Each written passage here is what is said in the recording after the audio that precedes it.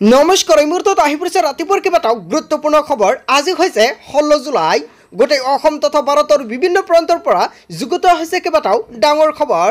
এনেবোৰ খবৰ নিতৌ পাই থাকিবলৈ চেনেলটি সাবস্ক্ৰাইব কৰি ভিডিঅ'টো এটা লাইক কৰিবলৈ নাপাহৰিব। আজিৰ আমাৰ প্ৰথম খুবেই গুৰুত্বপূৰ্ণ খবৰ হৈছে অসমবাসীৰ বাবে এটা ডাঙৰ খবৰ। আত্মহত্যাৰ মহিলাৰ বেংক একাউণ্টত কেতিয়াও হ'ব 10,000 কোটি টকা।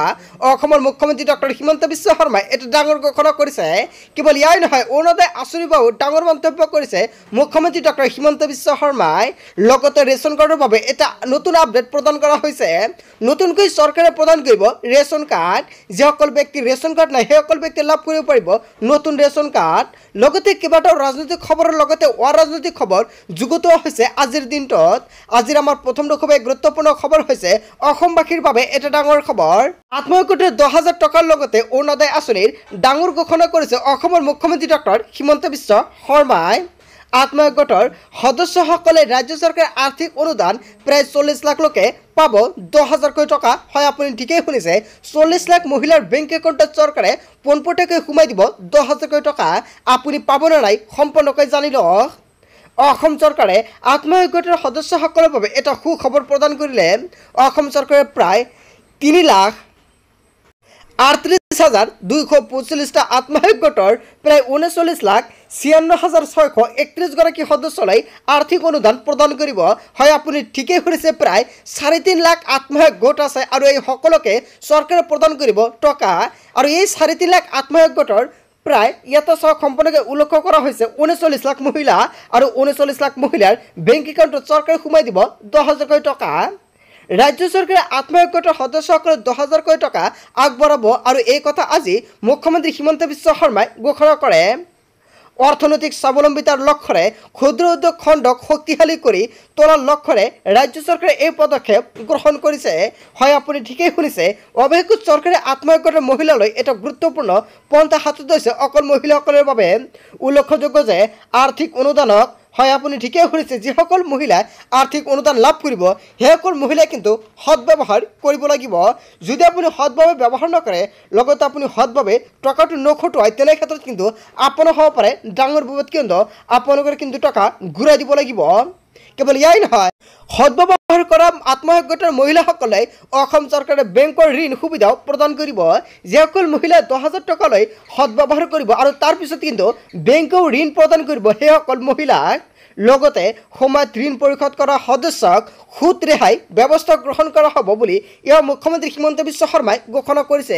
আৰু যদি আপুনি সঠিকভাৱে আত্মহত্যাৰ 10,000 কোটি টকা আপুনি ব্যৱহাৰ কৰিছে, ব্যৱহাৰ কৰাৰ পিছত সঠিকভাৱে আপুনি বেংকক সম্পূৰ্ণকৈ ঋণটো সুতসহকাৰে ঘূৰাই দিছে, তাৰপিছত আকৌ আপুনি বেছিকৈ ল'ব পাৰিব আত্মহত্যাৰ মহিলাসকলে এইসমূহ ঋণ। এয়াও কিন্তু অসমৰ মুখ্যমন্ত্ৰী ডক্টৰ হিমন্ত বিশ্ব শৰ্মাই সম্পূৰ্ণকৈ ঘোষণা কৰিছে। লগতে এনেকুৱাকৈ কিন্তু আত্মহত্যাৰ মহিলাসকলে লাখপতি হ'ব পাৰিব। অসমৰ মুখ্যমন্ত্ৰী ডক্টৰ হিমন্ত বিশ্ব শৰ্মাই সম্পূৰ্ণকৈ ঘোষণা কৰিছে যে আত্মহত্যাৰ মহিলাসকলে কেনেকুৱাকৈ লাখপতি হ'ব। তাৰপিছত অসমবাসীৰ ৰাজ্যক জনাইছোঁ অৰুণোদয়ৰ প্ৰতিজন হিতাধিকাৰীৰ বাবে এটা ডাঙৰ খবৰ। আজিৰ অনুষ্ঠানত নিজ ভাষণত মুখ্যমন্ত্ৰী হিমন্ত বিশ্ব শৰ্মাই অৰুণোদয় আঁচনিৰ বাবে কেইবাটাও গুৰুত্বপূৰ্ণ কথা উল্লেখ কৰিছে। লগতে কয় যে অসম চৰকাৰে ৰাজ্যৰ অৰ্থনৈতিকভাৱে অংশগ্ৰহণ মহিলাসকলৰ সবলীকৰণৰ হেতুকে প্ৰতি মাহে 10 তাৰিখে এই আঁচনিৰ অধীনত 1250 টকাকৈ হিতাধিকাৰীক প্ৰদান কৰি আহিছে। হয়, প্ৰতি মাহৰ 10 তাৰিখে কিন্তু অৰুণোদয় আঁচনি 1250 টকাকৈ চৰকাৰে প্ৰদান কৰে। যদি আপুনি অৰুণোদয় বা অৰুণোদয় 2.0 আঁচনি টকাটো লাভ কৰে, নিশ্চয় আপুনি কমেণ্ট কৰিব।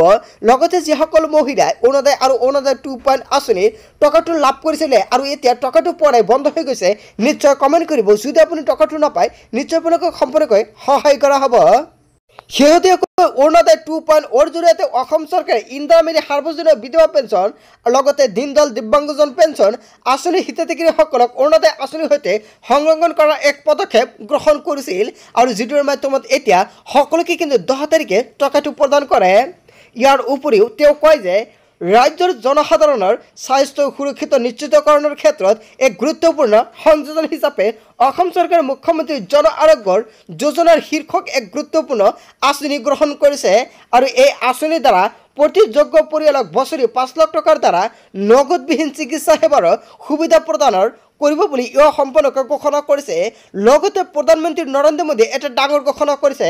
হয়, আপুনি ঠিকেই শুনিছে, যদি আপোনাৰ ৰেচন কাৰ্ড আছে তেনে ক্ষেত্ৰত আপুনি লাভ কৰিব পাৰিব আপোনালোকে সকলোৱে জানে 5 লাখ টকাৰ চিকিৎসাৰ বাবে এখন কাৰ্ড প্ৰদান কৰা হয় যিসকল ব্যক্তিৰ ৰেচন কাৰ্ড আছে সেইসকল ব্যক্তিক আয়ুষ্মান কাৰ্ড প্ৰদান কৰা হয় লগতে প্ৰধানমন্ত্ৰী নৰেন্দ্ৰ মোদীয়ে এটা আপডেট প্ৰদান কৰিছে 5 লাখ টকাৰ পৰা এতিয়া 10 লাখ টকালৈকে বৃদ্ধি কৰা হ'ব 5 লাখ টকা আকৌ বৃদ্ধি কৰিব প্ৰধানমন্ত্ৰী নৰেন্দ্ৰ মোদীয়ে নিজ মুখে ঘোষণা কৰিছে এতিয়া আয়ুষ্মান কাৰ্ডৰ সহায়ত 10 লাখ টকাৰকৈ সম্পূৰ্ণকৈ চিকিৎসা লাভ কৰিব পাৰিব বিনামূলীয়াকৈ হয় বন্ধু-বান্ধৱীসকল এটা তিনিটা গুৰুত্বপূৰ্ণ আপডেট মুকলি হৈছে লগতে নতুনকৈ আৰম্ভ হ'বলৈ গৈ আছে অৰুণোদয় আঁচনি যদি আপোনাৰ ঘৰত অৰুণোদয় আঁচনি নাই যদি আপুনি যোগ্য হিতাধিকাৰী তেনে ক্ষেত্ৰত আপুনি অৰুণোদয় আঁচনি আবেদন কৰিব পাৰিব আপুনি কেনেকৈ অৰুণোদয় আঁচনি আবেদন কৰিব যদি আপোনাৰ ভিডিও লাগে নিশ্চয় আপুনি কমেন্ট কৰি জনাব নেক্সট ভিডিওত সম্পূৰ্ণকৈ জনাম লগতে যদি আপোনাৰ ৰেচন কাৰ্ড নাই ৰেচন কাৰ্ড নহলে কিন্তু আপুনি আবেদন কৰিব নোৱাৰিব সম্পূৰ্ণকৈ অৰুণোদয় আঁচনি আৰু তাৰ বাবে কিন্তু চৰকাৰে নতুনকৈ এখন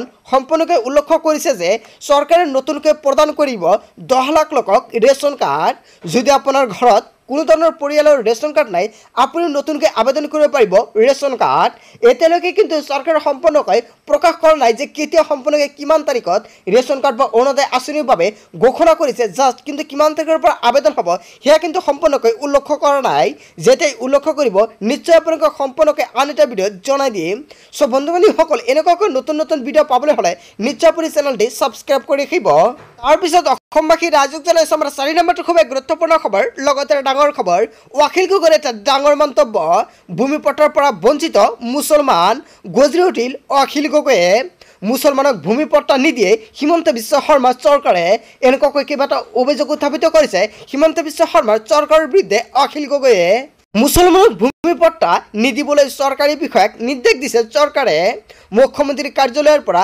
মুছলমানক ভূমিপট্টা নিদিবলৈ দিয়া হৈছে নিৰ্দেশ খিলঞ্জীয় মুছলমানক ভূমিপট্টাৰ পৰা বঞ্চিত কৰিছে চৰকাৰে হিন্দু মুছলমান সকলোৰে এই অসমত জীয়াই থকাৰ অধিকাৰ আছে চৰচাপুৰী অঞ্চলৰ পৰা গজৰি উঠিল বিধায়ক অখিল গগৈয়ে মুছলমানক ভূমিপট্টা নিদিলে হিমন্ত বিশ্ব শৰ্মা চৰকাৰে হয় আপুনি ঠিকেই শুনিছে আসলতে অখিল গগৈ যিটো মন্তব্য কৰিছে আপুনি কি ক'ব আসলতে মুছলমানক ভূমিপট্টা নিদিব নেকি হিমন্ত চৰকাৰে যদি জনতাৰ কিবা মন্তব্য কৰিব লগা থাকে আপোনালোকৰ মন্তব্যটো নিশ্চয় কমেন্ট বক্সত জনাব তাৰপিছত অসমবাসী ৰাইজক জনাইছো আমাৰ 5 নম্বৰটো খুব গুৰুত্বপূৰ্ণ খবৰ লগতে এটা ডাঙৰ খবৰ 2026ত পতন হ'ব বিজেপি চৰকাৰৰ জগৰীয় হ'ব হিমন্ত বিশ্ব শৰ্মা কেইবাটাও ডাঙৰ মন্তব্য কৰিছে ৰকিবুল হুছেইনে হিমন্ত বিশ্ব শৰ্মা মুখ্যমন্ত্ৰী হৈ থাকিলে 2026ত পতন হ'ব বিজেপি চৰকাৰৰ জনতাক এই কথা লিখি ৰাখিবলৈ ক'লে সাংসদ ৰকিবুল হুছেইনে একাংশ নিষ্ঠাবান কৰ্মীৰ বাবে শক্তিশালী হৈছিল বিজেপি